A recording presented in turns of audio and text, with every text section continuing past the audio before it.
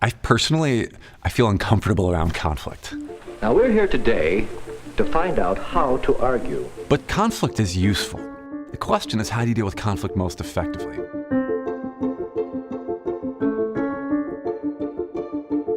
Here we go. I am author of Negotiating the Non-Negotiable: How to Resolve Your Most Emotionally Charged Conflicts. Have you found yourself in an argument that felt so frustrating, so at a core aggravating? That's the silliest opinion I've ever heard. It felt just non-negotiable. Well, congratulations, you're a human being. We all experience conflict in our lives. And seeing what's going on in our world today, my hunch is you were probably having at least one of these conflicts about politics. Our country has fallen into what I believe is a tribal trap. Anything that other side says, I shall not believe, I shall not give any credibility to, and I'm going to do everything I can to prove I'm right, you're wrong, and to stifle you down, to raise me up. The problem is not with the what. What are we arguing about? The problem was with the how. How should we argue? How can we be more effective? And what I've found is that there are three big barriers that we can actually overcome to have more effective conversations. The big things: 1, identity; 2, appreciation; and 3, affiliation. Let's start with identity. Now, first of all, this is a hot issue. Why do we get so emotional in these conflict situations? It often goes back to something deeper: identity.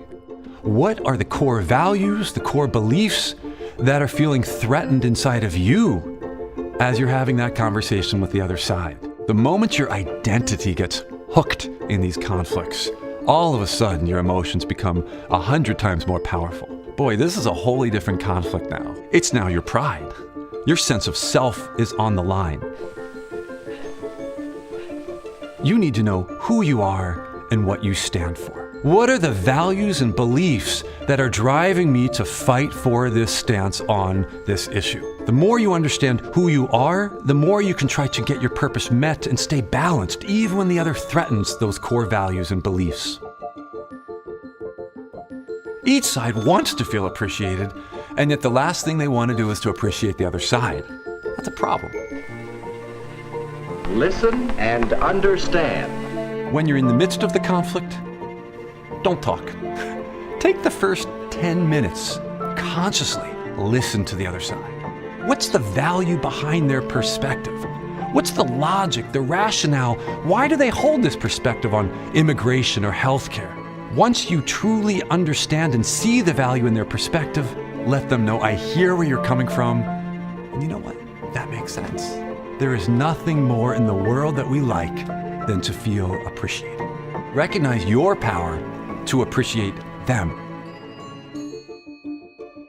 Third, affiliation. What's the emotional connection like between you and the other side? We typically approach these conflict situations as me versus you. My opinion on healthcare versus yours. My party's perspectives on immigration versus yours. That's just going to leave the two of you like rams butting heads. Find common ground. Turn that other person from an adversary into a partner. So it's no longer me versus you, but the two of us facing the same shared problem. Ask the other person, look, what's your advice on how we can get as many of our interests met at the same time? Change the nature of your conversation. Now you put these three things into practice, it can transform your relationships. Imagine what would happen if we started a revolution, but a positive revolution of greater understanding, greater appreciation, greater affiliation. How we could transform politics, how we could transform our country and ultimately our world. I believe it's possible, but it starts with each one of us.